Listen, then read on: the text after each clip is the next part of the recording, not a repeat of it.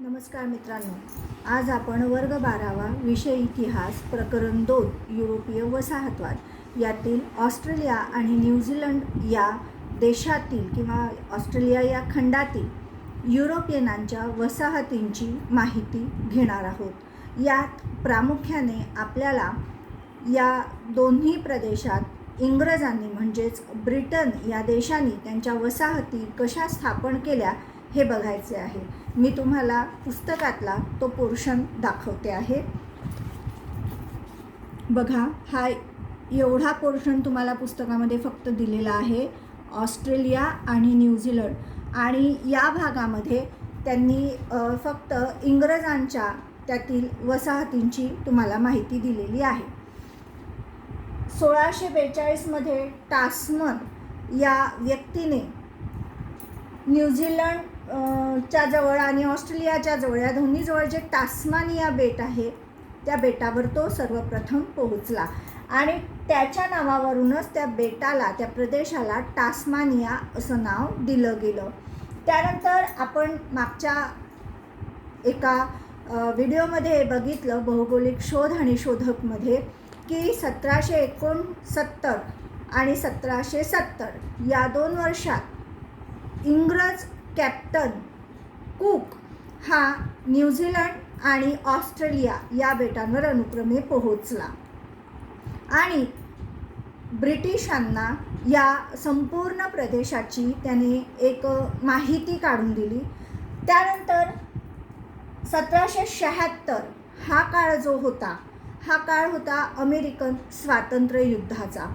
1775 ते 1783 या काळामध्ये अमेरिकेचं स्वातंत्र्य युद्ध झालं, हे आपण मागच्याच व्हिडिओमध्ये बघितलं। आणि अमेरिकेच्या विस्तृत प्रांतातील या 13 वसाहती या काळात स्वतंत्र झाल्या। त्यामुळे तिथून परतलेले काही लोक इंग्लंडचेच। आणि दुसरा महत्त्वाचा मुद्दा म्हणजे इंग्लंडमध्ये ज्यांना गंभीर गुन्ह्यासाठी शिक्षा झालेली आहे असे गुन्हेगार, यांच्यासाठी एक नवा प्रदेश शोधणं इंग्रजांना आवश्यक होते। तिसरा मुद्दा आपण याच्यात असाही म्हणू शकतो की वाढती लोकसंख्या, तिला पण सामावून घेणे हा उद्देश होता। आणि म्हणूनच एका नव्या वसाहतीचा शोध इंग्रजांनी सुरू केला होता आणि त्याच वेळेस कॅप्टन कुकनी ह्या प्रदेशांचा शोधही लावला होता आणि तो त्या प्रदेशांवर उतरून त्या प्रदेशातली माहितीही त्यांनी आणलेली होती। याच कालखंडामध्ये भारतामध्ये सुद्धा बंगाल या भागामध्ये इंग्रजांची प्रत्यक्ष सत्ता सुरू झाली होती असं आपण म्हणतो। बंगालच्या नवाबावर पूर्णतः त्यांचं वर्चस्व होतं।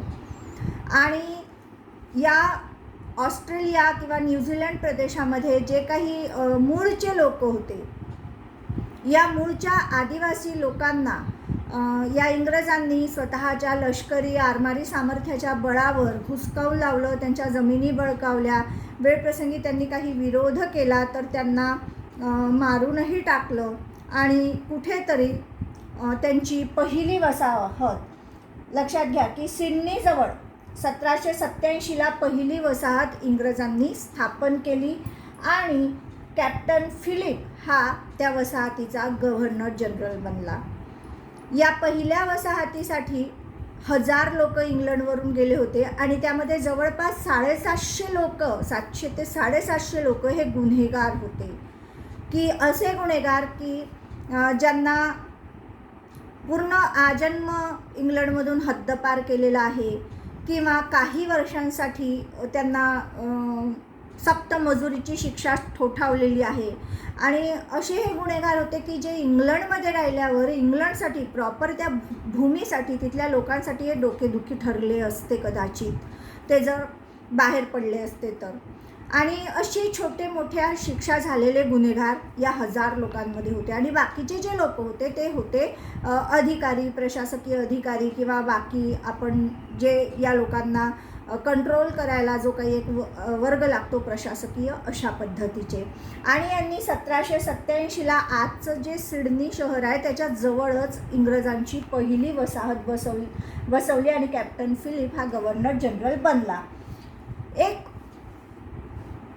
इंग्रजांनी या दोन्ही प्रदेशात वसाहती स्थापन केल्यावर एका अटीचं किंवा एका निर्बंधाचं निक्षूळ पालन केलं की या प्रदेशामध्ये फक्त युरोपियनांनाच ते एंट्री देत होते आणि त्यातही खास करून इंग्लंडच्या लोकांना. बाकी आफ्रिका, आशिया खंडातल्या किंवा अमेरिका खंडातल्या लोकांना यांनी ह्या प्रदेशामध्ये एंट्रीज दिलेली नाही. त्यामुळे ह्या ज्या पूर्ण वसाहती होत्या त्या टोटली युरोपियन लोकांच्या होत्या. 1851मध्ये सोन्याच्या खाणींचा ऑस्ट्रेलियामध्ये शोध लागला. जसं स्पेन, मेक्सिकोमधल्या खाणींमधून या मूलद्रव्यांचा, खनिजांचा उपसा करून स्पेन श्रीमंत झाला, तसा इंग्रजांनी सुद्धा या खाणींमधून प्रचंड उत्पादन घेऊन ती पूर्ण संपत्ती त्यांनी आपल्या देशामध्ये नेलेली आपणास दिसते. आता ह्या सगळ्या यामध्ये कुठेतरी या युरोपियनांच्या मनातही कुठेतरी एक सुरुवात झाली अस्फुट अशी की आम्ही आता इथे आहोत, स्थायिक झालेलो आहोत. यात असं झालं की जे गुन्हेगारांची शिक्षा संपली होती ते गुन्हेगार पुढे तिथेच स्थायिक झाले. नवे गुन्हेगार येत होते, शिक्षा भोगलेले किंवा ज्यांना माफी मिळाली किंवा वेगळ्या अर्थाने हे सगळे तिथे स्थायिक झाले. संख्या वाढत गेली. या लोकांनी त्या भूमीला कसदार बनवलं. शेती, नगररचना किंवा एक शहर रचना या सगळ्यांमध्ये ती वसाहत त्यांनी प्रगत केली. आणि एक लक्षात घ्या की मुळात युरोपियन लोकच तिथे आले होते की ज्यांनी त्यांच्या मूळ देशामध्ये स्वातंत्र्य, समता, अधिकार काय असतात नागरिकांचे हे सगळं अनुभवलेलं होतं. त्यांना त्याची पूर्णतः जाणीव होती. असे हे लोक असल्यामुळे यांच्यामध्ये लवकर एक स्वातंत्र्य असावं, आपला कारभार आपणच करावा, इंग्लंडवर अवलंबून राहायची गरज नाही.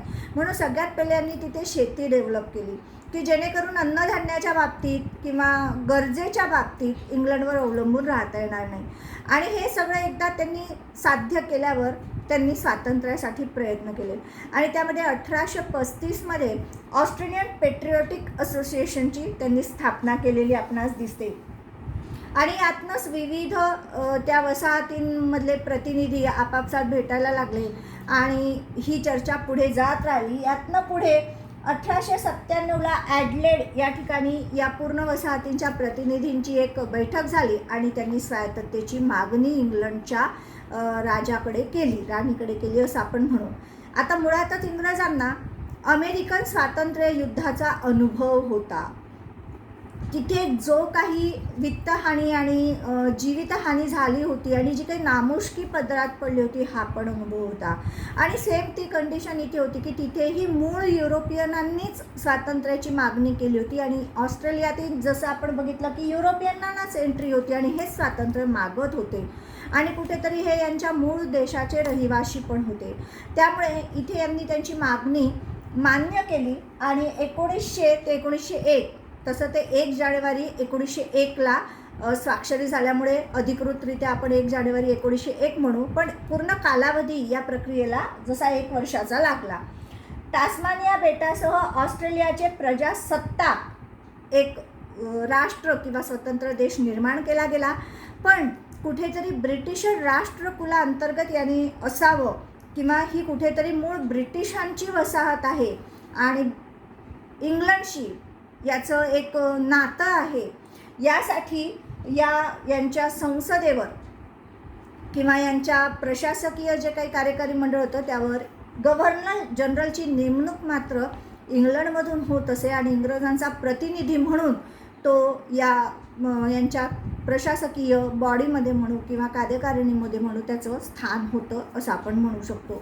आता या कालावधीमध्ये मी आत्ताच तुम्हाला बोलली की मूळ इंग्लंडचे किंवा युरोपचे नागरिक असल्या कारणाने यांना ह्या सर्व मूल्यांची जाणीव होती.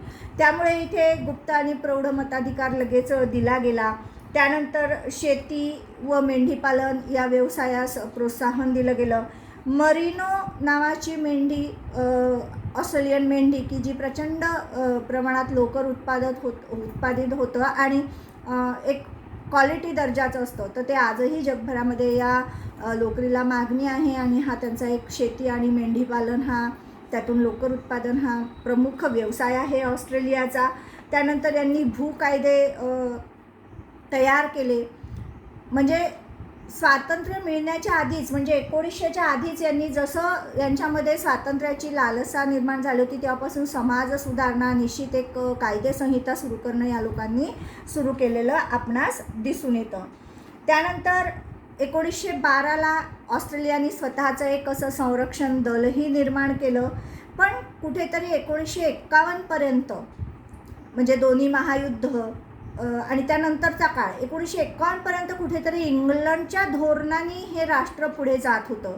पण 1951ला यांनी अँझूस करारावर सही केली आणि एक स्वतंत्र सार्वभौम राष्ट्र म्हणून त्यानंतर 1951 नंतर यांची वाटचाल सुरू झालेली आपल्याला दिसते. आणि ह्यांचं धोरण किंवा यांचं परराष्ट्र धोरण यांचे सगळे निर्णय जी एक प्रक्रिया होती त्यावर फक्त आता ऑस्ट्रेलियन समाज किंवा ऑस्ट्रेलियन प्रशासन महत्त्व ठेवत होतं.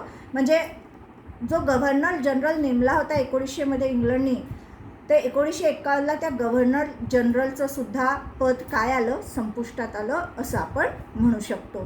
तर एकंदरीत ही ऑस्ट्रेलिया संबंधीची मी माहिती दिली. थोडीफार एक्स्ट्रा माहिती पण मी फळ्यावर लिहिली आहे किंवा तुम्हाला बोलताना सांगितली आहे, ती तुम्ही तुमच्या वहीमध्ये उतरवून घेणे. आता यावर प्रश्न कसे निर्माण होऊ शकतात लक्षात ठेवा. यावर जोड्या लावा या प्रकारचा प्रश्न येऊ शकतो. त्यानंतर स्पष्ट करा की नव्या प्रदेशात वसाहती स्थापन करण्याची गरज इंग्लंडला का होती. तर अमेरिका स्वतंत्र झाला होता, त्यामुळे तिथून आलेले लोक, वाढती लोकसंख्या आणि गुन्हेगारांना लांब ठेवायचं होतं, खूप लांब ठेवायचं होतं त्यांना आपल्या भूमीपासून, की हे गुन्हेगार पुन्हा परतून इंग्लंडमध्ये येऊच नये. या सर्व उद्देशामागे होते. पहिली वसाहत सिडनीजवळ यावर सुद्धा येऊ शकतो, चुकीची जोडी वगैरे. आणि ह्या मुद्द्यांमध्ये यावर मोठा दीर्घोत्तरी प्रश्न तर शक्य नाही, कारण छोटं तुम्हाला विश्लेषण दिलेलं आहे, खूप कमी विश्लेषण आहे. त्यामुळे दीर्घोत्तरी प्रश्न तर या टॉपिकवर विचारला जाणार नाही. फक्त ऑस्ट्रेलिया आणि न्यूझीलंड मिळून कदाचित विचारला जाऊ शकेल.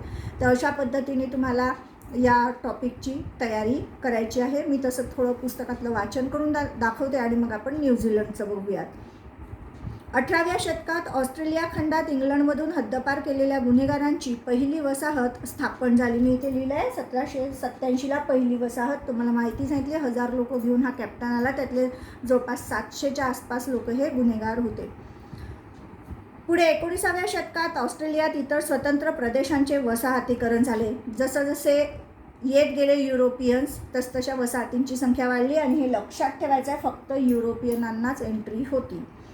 त्याखेरीज टॅस्मानिया बेट आणि न्यूझीलंडमध्येही वसाहती स्थापन केल्या गेल्या. 1900मध्ये टॅस्मानिया बेट ब्रिटिश साम्राज्यांतर्गत अंतर्भूत करून स्वयंशासित म्हणजे स्वायत्त असे ऑस्ट्रेलियाचे प्रजासत्ताक राज्य स्थापण्यात आले आणि स्वाक्षरी अधिकृतरित्या 1 जानेवारी 1901 त्यांना इंग्लंडप्रमाणे द्विगृही संसद देण्यात आली. इंग्लंडच्या राजाने ऑस्ट्रेलियातील इंग्लंडचा राजप्रतिनिधी म्हणून गव्हर्नर जनरलची नेमणूक केली. ऑस्ट्रेलियात फक्त युरोपियन नागरिकांना स्थलांतरित म्हणून जाण्याची परवानगी होती. एवढा मुद्दा आपण आता इथे अभ्यासलेला आहे आणि पुढे न्यूझीलंडविषयी तुम्हाला माहिती दिलेली आहे. आता आपण न्यूझीलंड या बेटाविषयी किंवा या देशातील वसाहतींविषयी माहिती घेणार आहोत. तर पुस्तकामध्ये तुम्हाला न्यूझीलंडविषयी फक्त हा एवढा जो पॅरा आहे हा न्यूझीलंडविषयी दिलेला आहे. खूपच मोघम माहिती आहे, पण थोडी एक्स्ट्रा माहिती आहे ती लक्षात घ्या. आपण आता जो ऑस्ट्रेलियाचा मुद्दा बघितला त्यामधले हे 2 ते 3 मुद्दे तर सारखेच आहेत, की इंग्रज का आले किंवा यांनी नव्या वसाहतींचा शोध का घेतला. तर अमेरिकेतून वापस आलेले यांचे लोक, गुन्हेगारांना लांब ठेवायचं होतं मुख्य प्रदेशापासून यांना, आणि वाढती लोकसंख्या, या सर्व रिझन्समुळे यांना नवी बाजारपेठ किंवा नवी वसाहत मिळणं आवश्यक होतं. त्यानंतर जसं सांगितलं की कॅप्टन जेम्स कुक हा 1769मध्ये न्यूझीलंड बेटावर उतरला आणि त्यांनी तिथलं सगळं निरीक्षण केलं. तर त्या निरीक्षणामध्ये एक लक्षात घ्या की हे जे बेट आहे हे प्रशांत महासागरात म्हणजे पॅसिफिक महासागरामध्ये येतं आणि 2 मोठी मुख्य बेटं आहेत आणि 600 छोटे छोटे बेट मिळून हा पूर्ण परिसर तयार झालेला आहे. तेथील इतिहासानुसार असं म्हणतात की हवाई बेट किंवा त्या आजूबाजूच्या प्रदेशावरून या न्यूझीलंडच्या प्रदेशावर सगळ्यात पहिले माओरी हे आदिवासी लोक आले आणि त्यांनी तिथे म्हणजे आपलं वसतिस्थान बनवलं.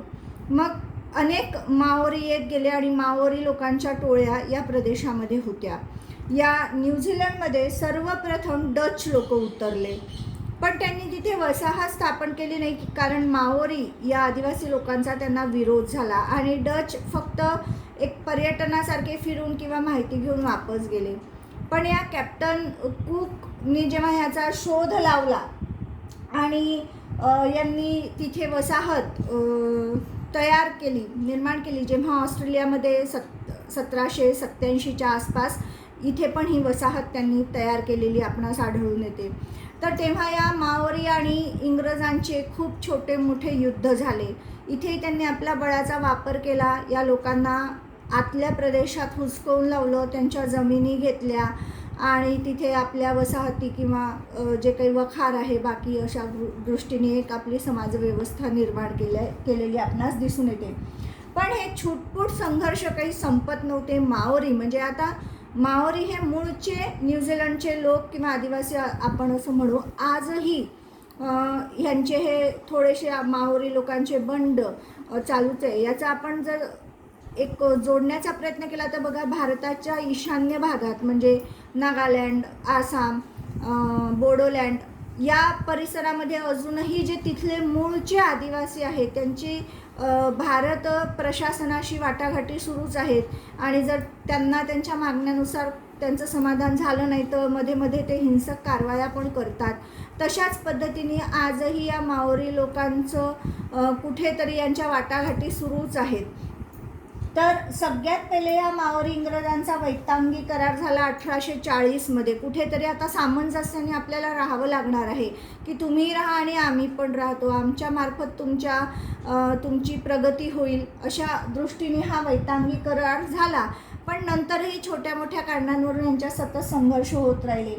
1907ला आपण बघितलं की 1900 ते 1901 ऑस्ट्रेलियाचं प्रजासत्ताक बनलं टास्मानिया बेट धरून. तसंच न्यूझीलंडमध्ये सुद्धा हे स्वातंत्र्याचे विचार आणि वारे सुरू झाले होते.